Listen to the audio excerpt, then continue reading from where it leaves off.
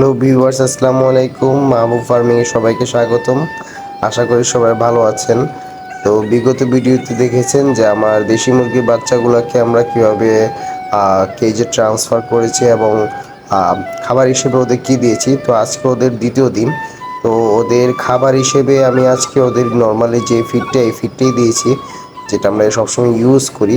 আর বাচ্চাকে ১ থেকে মিনিমাম ১৫ থেকে ২০ দিন পর্যন্ত স্টার্টার ফিডটা খাওয়ানো ভালো দেশি মুরগির ক্ষেত্রে। আদার্স মুরগির ক্ষেত্রে এটা হয়তো একটু বেশি দিনও চালানো যায়, বাট দেশি মুরগির ক্ষেত্রে ১৫ থেকে ২০ দিন চালানো এনাফ। আর আজকে আমাদের যেহেতু দ্বিতীয় দিন, তো দ্বিতীয় দিনে আমরা আজকে থেকে ৩ দিন পর্যন্ত ওদের অ্যান্টিবায়োটিক যেহেতু আমরা দিব না, তো সেক্ষেত্রে আমরা অ্যান্টিবায়োটিকের পরিবর্তে দেখছেন যে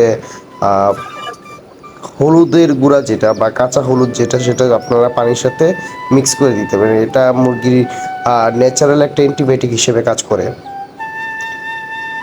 এবং এই অ্যান্টিবায়োটিকের পরে আমরা ওদের ভ্যাকসিনেশন করব। রানীক্ষেতের যেটা টিকাটা আছে সেটা দিব। আর নর্মালি আরও ফাউল বক্সের টিকা আছে, গাম্বুরুর টিকা আছে। তো দেশি মুরগির ক্ষেত্রে যারা অল্প পরিমাণে পালন করছেন, তো তাদের জন্য এতটা টিকার প্রয়োজন হয় না। রানীক্ষেতে নর্মালি রানীক্ষেত আর পক্সের, যেহেতু শীতের কাল, পক্সের ভ্যাকসিনের টিকাটা 2টা টিকা দিলেই এনাফ। তো দেখছেন আমার সাথে আছে কবুতরের বাচ্চাগুলা। তো এগুলা মোটামুটি আস্তে আস্তে বড় হয়ে যাচ্ছে। আমার ৩ জোড়া কবুতর এখন বর্তমানে রানিং বাচ্চার মধ্যে আছে, বাচ্চা নিয়ে আছে। তো আমি এগুলা নর্মালি হচ্ছে ফ্যামিলির বা যা বাসায় শুধু লোচা খাওয়ার জন্য আর কি, পারিবারিক চাহিদার জন্য কি লালন পালন করছি।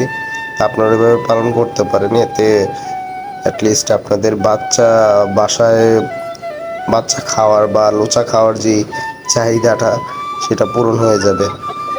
আমি অ্যাকচুয়ালি ট্রাই করি ন্যাচারাল জিনিসটাই আমার ঘরের মধ্যে যেটা উৎপাদন করছি আমি সেটা খাওয়ার জন্য।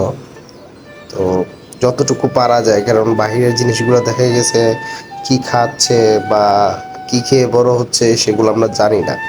অনেকে আছে কবুতরকে ফিড খাইয়ে শুধু বাচ্চা উৎপাদন করার জন্য ইউজ করে, বাট ন্যাচারাল জিনিসটা আপনি যেভাবে পারবেন সেটা আদার্স বাইরের থেকে কিনা জিনিসটার সাথে এক হবে না।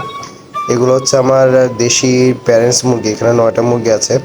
এগুলো কুচেতে এসে পড়েছে। তো এগুলা কুচে ছাড়িয়ে দিতে হবে, না হলে আবার ডিমে আসবে না, ডিমে আসতে সময় নেবে। তো এগুলোর জন্য কিছু পদ্ধতি আছে কুচে ছাড়ানোর। এখানে আমার 9টা প্যারেন্টস আছে, 2টা আমি আবার কুচে বসাবো আজকে। ইনশাল্লাহ ওটা নিয়ে ভিডিও আসবে যে কিভাবে কুচে বসাতে হয়। আর এই শীতের টাইমটা যেন আমি সুস্থ সবলভাবে আমার ফার্মটাকে পরিচালনা করতে পারি। সবাই দোয়া করবেন। ইনশাল্লাহ দেখা হবে নেক্সট ভিডিওতে। আসসালামু আলাইকুম।